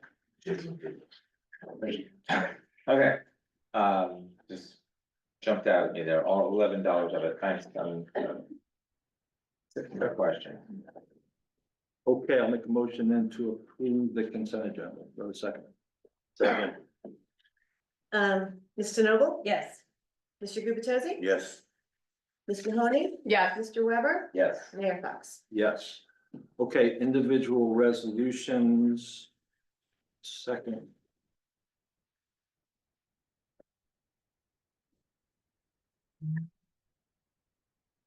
Um. 2024-195, establishing the 2025 seasonal beach. Could you read this one, Erica, because you filled in the blanks on this, right? Yes, I can, sorry. I'm gonna ask the clerk to just read it to make sure we got Okay. the numbers correct. Let's see, whereas the mayor and council have recommended the following sale dates and prices for 2025 seasonal beach badges. Be it resolved that the cost for the 2025 season beach badges are as follows. Adult, $90, senior citizen, 65 and over, $35. Junior, 13, 14, and 15 years, $35. Now therefore be it resolved, the adult seasonal badges will be sold at a holiday fee of $70 if purchased between December the 2nd through December 30th of 2024 before 4 p.m. In addition, the adult season badges will also be sold at a pre-season fee of $80 from January the 2nd of 2025 through January 31st of 2025 before 4 p.m. All other categories of season badges will be sold at the regular price. Be it further resolved that certified copies of said resolution will be forwarded to the CFO, the beach manager, and the borough administrator. Do I have a second? Erica, question? Yes. Are the dates good? Because somebody asked earlier about this. Yes, I just said December, second through December Yeah, 30th. I think we did it last year too. Yeah, and I'm gonna change that before I. No, we post didn't change it last year and we ran into a problem with the resident. who came Yeah, on the yeah, they came 31st, in banging on the New Year's door, Eve. wondering why we Yeah. weren't selling beach badges. Okay. Second. Oh, okay. Mr. Noble? Yes. Mr. Gubatose? Yes. Ms. Mahoney? Yeah, Mr. Weber? Yes. Mayor Fox? Yes. 2024-196, authorizing municipal clerk's office to advertise for requests for proposals for professional appointments for calendar year 2025. Make a motion to approve 2024-196. Second. Mr. Noble? Yes. Mr. Gubatose? Yes. Ms. Mahoney? yes, Mr. Weber? Yes. Mayor Fox? Yes. 2024-197, authorizing a shared service agreement with the township of Neptune for salt storage facility. Make a motion to approve 2024-197. Second. Mr. Noble? Yes. Mr. Gubatose? I guess my only question, this is a constant that we've done in prior years. Yes, that's been since 2009. Yes. Okay, thank you. Ms. Mahoney? yes, Mr. Weber? Yes. Mayor Fox? Yes. 2024-198, approval to submit an award extension request for LA 2023 MA Bradley Beach Borough Fifth Avenue Improvements 13 to the New Jersey Department of Transportation. Make a motion to approve 2024-198. Second. Mr. Noble? Yes. Mr. Gubatose? Yes. Ms. Mahoney? yes, Mr. Weber? Yes. Mayor Fox? Yes. 2024-199, chapter 159, resolution requesting approval to amend 2024 municipal budget by inserting items of revenue and appropriation in accordance with NJSA 40A 4-87. Make a motion to approve 2024-199. Second. Mr. Noble? Yes. Mr. Gubatose? For the record, I don't know if the public's tracking this, but it looks like, Mr. Mayor, could you confirm we're adding $7,800 in grant funding that we didn't include it in the original budget, and offsetting that with appropriation? Yes, that's correct. That's correct. So the good news is, everybody, we're getting another $7,800 for recycling tonnage grant and a New Jersey body armor grant. Totaling $7,844.50. And that's good news. Small money, but every little bit helps. I vote yes. Okay, thank you. Ms. Mahoney? yes, Mr. Weber? Yes. Mayor Fox? Yes. 2024-186, 187, 188, 189, and 190. We're gonna make a motion to Two table hundred, the, do 200? sorry? Did you do 200? Resolution 200? Make a motion to table these. That's refunding, the refunding of the refunding bonds? Resolution? Why don't I have 200? Oh. You need your most recent resolution that I put up there. I put it in Okay, your but box. that's on the agenda, I'm sorry. That's okay. Here. Take that. Thank you. I just need it back when you're done. So to authorize the issue of refunding bonds for the Borough of Bradley Beach and County of Monmouth, New Jersey, and providing for the form, maturities, interest rates, and other details thereof for the sale thereof, Monmouth County Improvement Authority. So this is the That's what you, resolution. supporting the right, ordinance. that I amended. I amended the Yes, agenda. that's right. I have no idea what's happening, but So we did the ordinance last meeting, the introduction and adoption on the refunding of bonds, the whole calibrating the bonds. This is a resolution to support that. The agenda that I left for you, the Yes. dais, that's the one you have to go by. Yeah, I have it. Okay. So, oh my God, this is executive session. Yeah, okay, so you should have another, I'm sorry, there should be 201 and you should have 200. My new agenda that Yeah, I got it. Yeah, here you go, okay. This is, yeah, you should have it right in here. Okay. Sorry. Sorry. My 200 said executive session, so it's less than this, but you didn't have to leave this. Remember this? Take late. So, can you make a motion? Yeah, made a motion to approve 2024-200. Second. Thank you. Mr. Noble? Yes. Mr. Gubatose? Yes. Okay. Ms. Mahoney, Yeah, Mr. Weber, Yes. Mayor Fox. Yes. Okay, again, 2024, 186, 187, 188, 189, and 190. I know, people might be rolling their eyes and wondering why we're leaving this on the agenda. I've asked to leave it on the agenda, even though we're tabling it, to just keep this in front of us. These are important projects, and if people want to refer to the kinds of projects that were in the bond ordinance. These are the, 8,500,000 or so, of bond awards that we've gotten from a county, state, federal level, and our next meeting will hopefully be working through these resolutions to get into high gear. So I'll make a motion to table 2024, 186, 187, 188, 189, and 190. Second. Mr. Noble, Yes. Mr. Gubatose, Yes. Ms. Mahoney, yeah. Mr. Weber, Yes. Mayor Fox. Yes. Okay, next agenda item is, there are no announcements, so mayor and council reports. Let's start with, council president Zenobia. Alrighty then. So the Shade Tree had a meeting last night, November 6th. And they had 4 applications, 315 Second Avenue, remove 1 tree, plant 1 tree, 613 Fifth Avenue, remove 1 tree, plant 1 tree. 628 Newark Avenue, remove 2 trees, plant 2 trees, and 313 Second, remove 1 tree, and it is dead. And let's see, they have currently $11,600 in their bank account.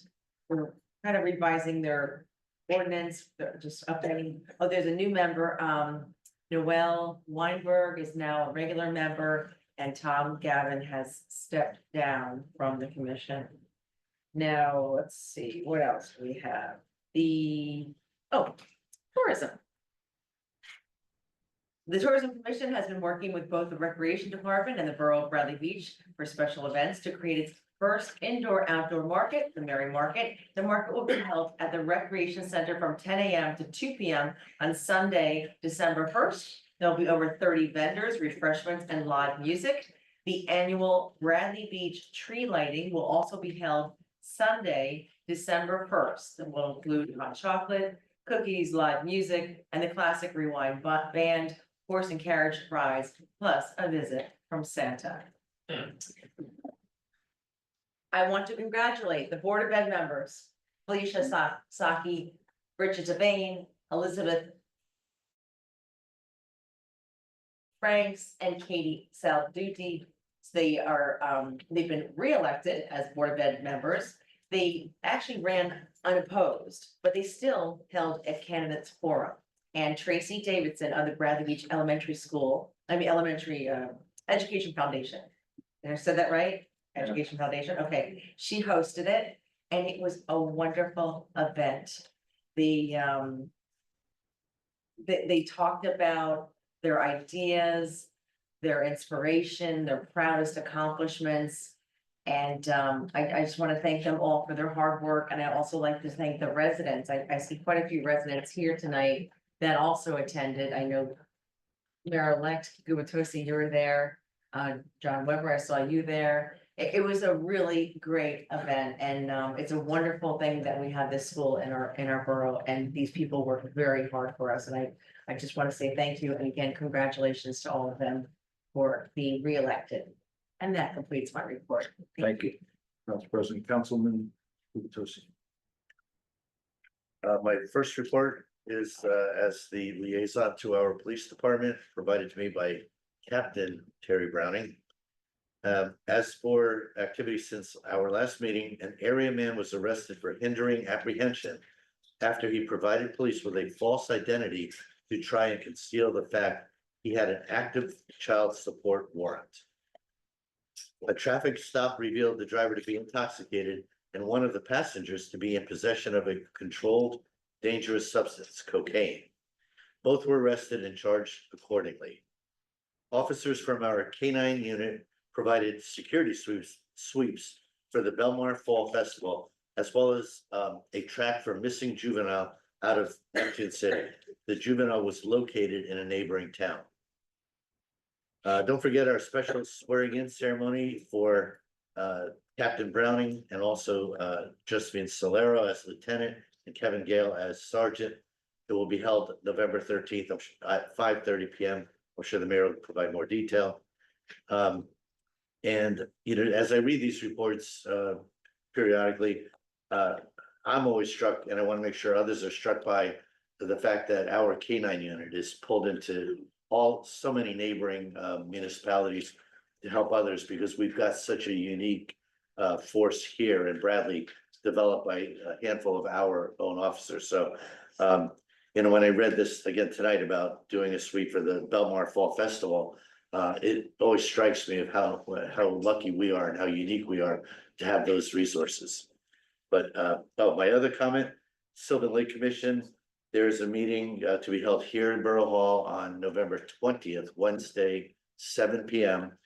And every meeting with Sylvan Lake has been very interesting over the past 6 months, because stuff is really starting to happen in terms of them, you know, their updates and securing funding and moving forward with a lot of projects impacting Sylvan Lake. So anyone who's available, November 20th, 7 PM Wednesday, please feel free to join. Thank you. Okay, thank you. Councilwoman Mahoney. Thanks. The Environmental Commission did not meet on Monday because we had nothing to talk about. The Land Use Board will meet on November 21st at 6:30 PM. Are we gonna have the Lorraine Ave Church on there, Yes, on the agenda? it is on the agenda. Oh, Lorraine Ave Church is on the agenda. That's my report. Thank you. Councilman Weber. Okay, I want to start out by talking about the election. And if everybody out there exercised the right to vote, they get to thank the poll workers, because it's a long day. It's a 14-hour day for the poll workers. There's like 10 of them, probably 8 or 10 of them there. But I will say it's an even longer day for our clerk, Erica, and I would like everybody to join me in a round of applause for Erica.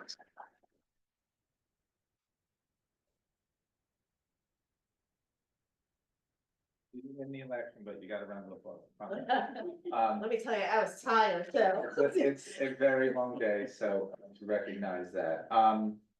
And, you know, I want to congratulate the candidates.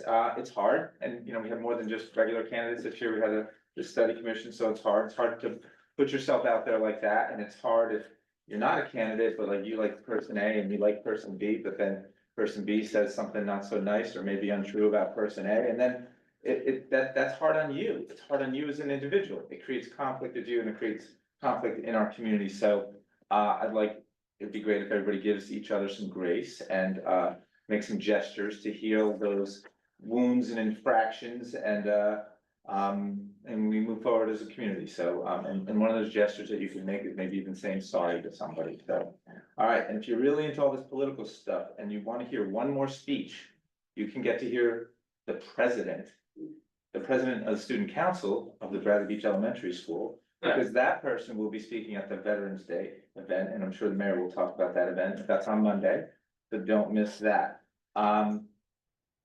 I want to say the Fletcher Lake Commission, they meet a week from Thursday. They meet right here. That's gonna be on the 14th at 6 PM, right here in this room.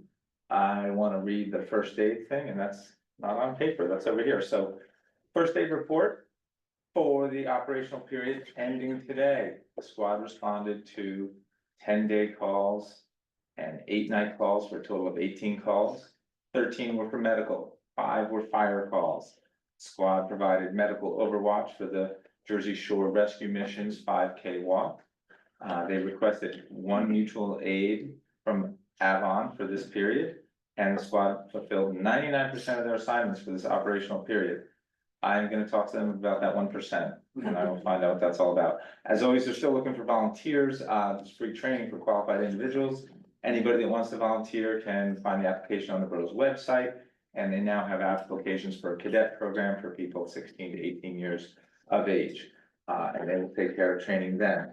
I want to say congratulations to Lieutenant Josephine Solara, Sergeant Kevin Gale, Captain Terry Browning. I will not be at the swearing in ceremony and the raucous after party that is happening. I've heard. I'm gonna be out of town, so I want to thank them here thank him for everything and congratulations, and I think that is it. Not important. Thank you, Councilman. Okay, I have a few comments. First, you've heard it from a few people already. I'd like to congratulate all the candidates in this year's local elections. That's Board of Education, it's the Charter Commission, it's the governing body positions, both mayor and council. Win or lose, stepping up to a community service like this is a real challenge, as Councilman Weber attested.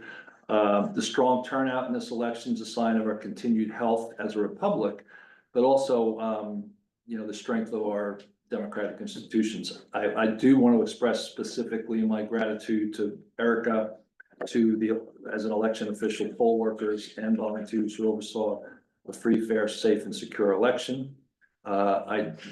Please wish me in joining the success of our new leaders, who are now coming up in January, and officials at all levels of government. It is a wonderful country we live in. I'm sure there were people that didn't like results from a national down to a local level, and that's part of the democracy we live in.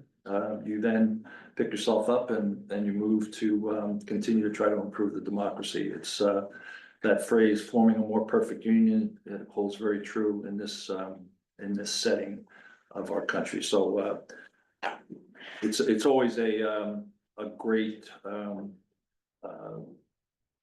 situation where we move through an election and kind of start anew. So congratulations to everybody. Win or lose. So I do want to mention the Veterans Day event, which is the 11th at 11.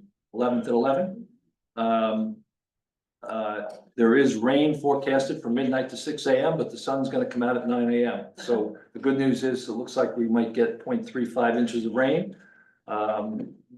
That's good news, and also the good news will be that it should be sunny. That's always a great event, and just encourage everybody to try to attend.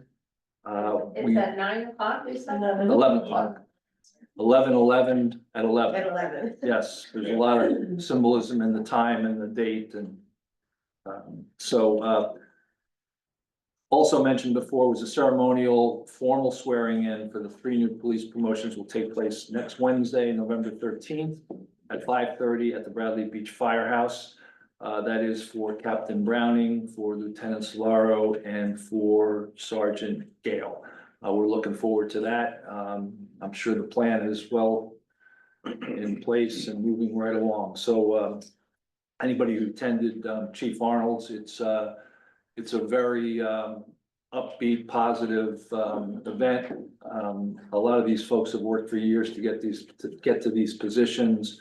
You will have law enforcement people from all over the county. We'll have people from the prosecutor's office. We'll have some elected officials. It's a really cool ceremony, and encourage people to come. I think we pretty much had a couple hundred people, I think, for your event, Chief. So encourage everybody to attend that. Let's see what else. A couple things on the library. November 14th, Wellness Book Club, Living Green with the Heart by Gary Brown. Check the website for that. A couple other things for the library. They continue to really look at the weekly programs. They have the Lego Club board games throughout. The 12th of November, they have the Beauty of Butterflies. The 14th of November, I mentioned the Wellness Book Club. Tech Help on November 18th for anybody who has issues with ebooks, audiobooks. They will help you with that. Family Bingo on November 20th. Sewing demo, how to make placemats on November 21st. Good idea for pre-Thanksgiving. And then December 12th, holiday concert with the Florian Chance Jazz Combo. All that's on the website, so I'd encourage you to look at that. We've got probably one of the most active active libraries in the county, and they do a great job.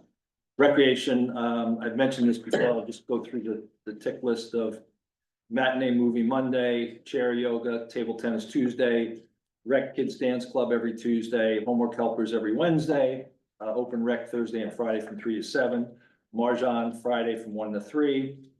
And then I want to just mention last weekend, I think it was, last weekend, October 25th, maybe it was 2 weekends ago.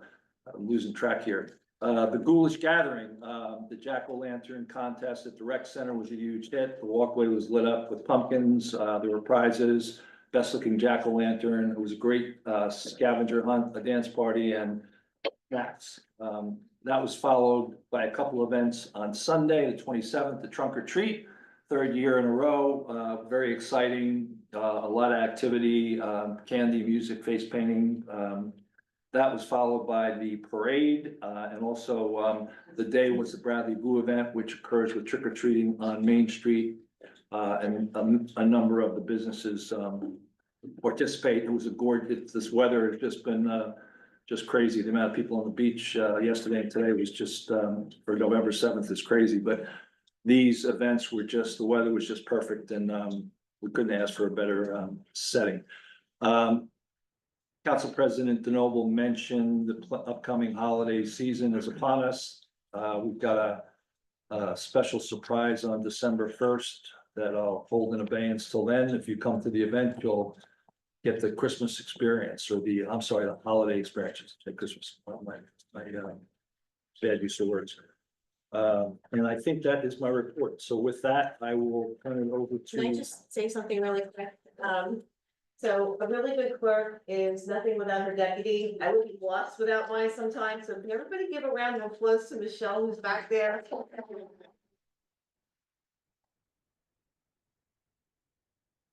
you heard that, Michelle. Next slide, Michelle. Okay, we'll now move to, I believe it is public comments. Yes, it's public Yeah. comments. Does anybody have any public comments? Yes. Team on Avenue. Can you just share what the time is for the police promotions on the 5:30. 5:30? Yeah, thank you. I did not hear any mention of a Hanukkah menorah lighting taking place this year. In past years, we've had a very nice event, usually with, it was, I think, done in coordination with the local synagogue. Yes, it is. And it was quite nice, and I haven't heard anything about that. I'll follow up on that because, as you probably know, we had a transition from, on rabbis, and, typically Rabbi Kelman was pretty, aggressive with his updating of us. I just haven't, I'll follow up. I'm sure we're gonna have that. But the thing I don't know if we're gonna have is the ice sculptor. The food and the. No, the ice sculptor. That was his Oh, the big ice thing. sculptor. Yes. Okay. Which was a challenge for all of us because we had to tote that thing around town when the warm weather got warm. So I'm kind of hoping that the new rabbi isn't so ice sculptor centric. Well, I will say that the first night of Hanukkah is on Christmas Day, Yes, but there are 8 nights, so it doesn't have to be that night. yes. Thanks. Okay, thank you. Any other comments? Yes.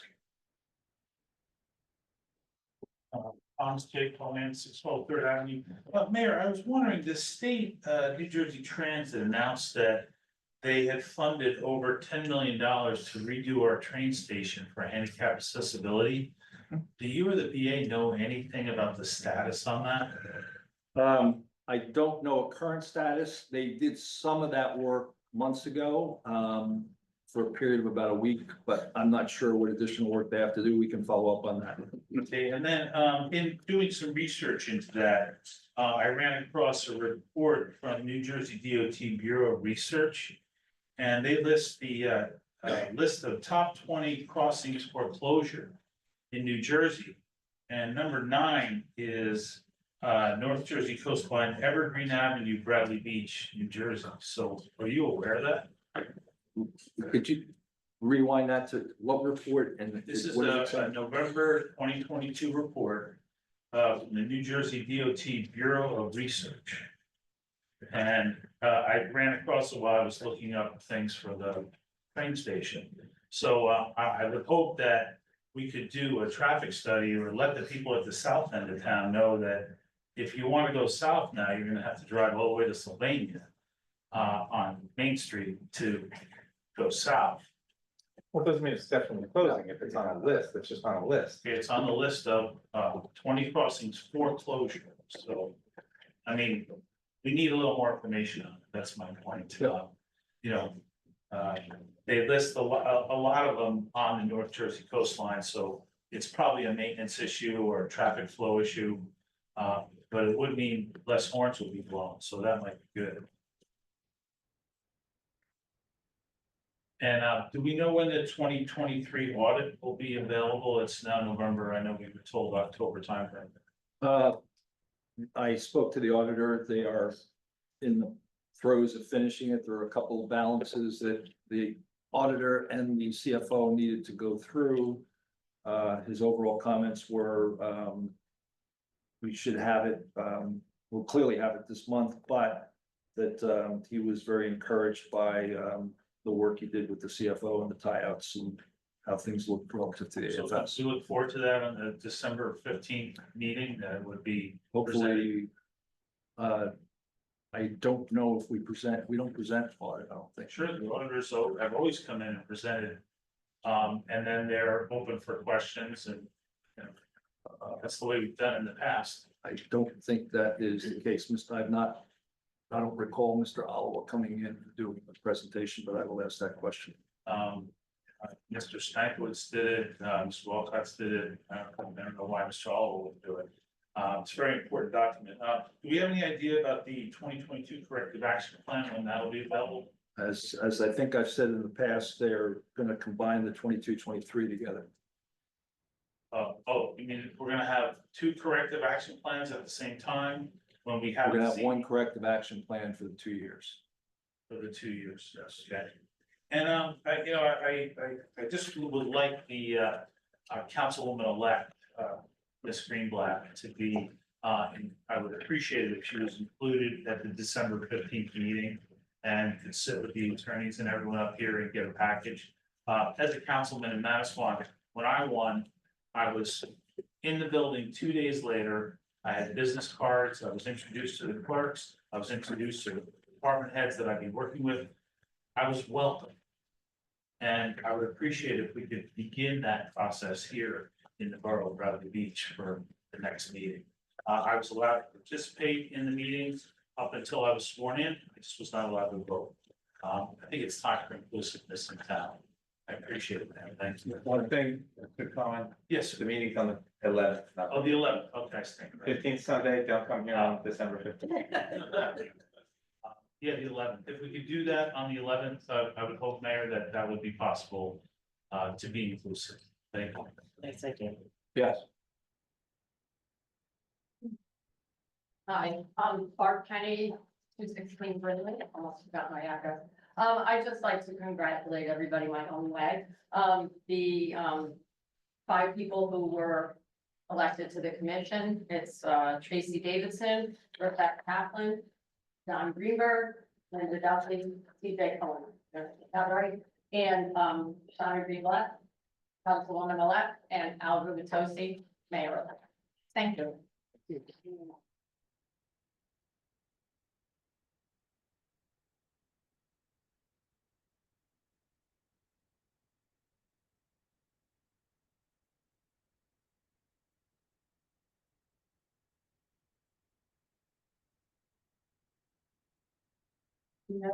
Work condominiums.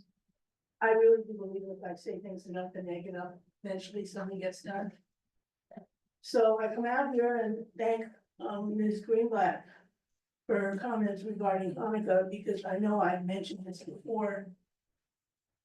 And now here we are in the middle of Valley, we got nothing going on. And here's the thing, the borough pays for certain events, and other ones get bounced back to who are the main participants. It's unfair, and I would also quite honestly think it's illegal.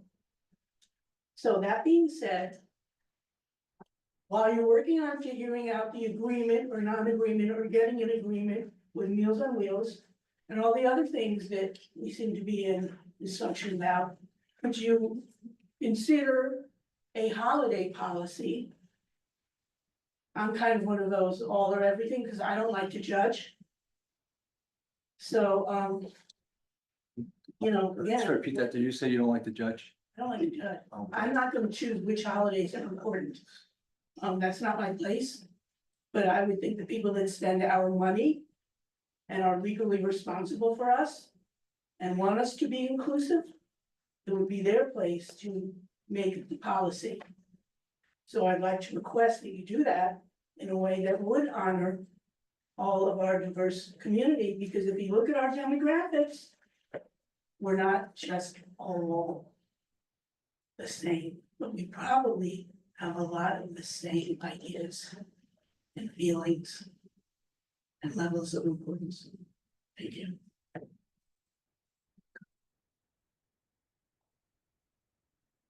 Thank you.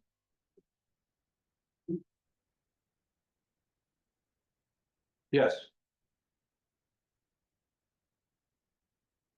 And for 504 Central Bradley Beach.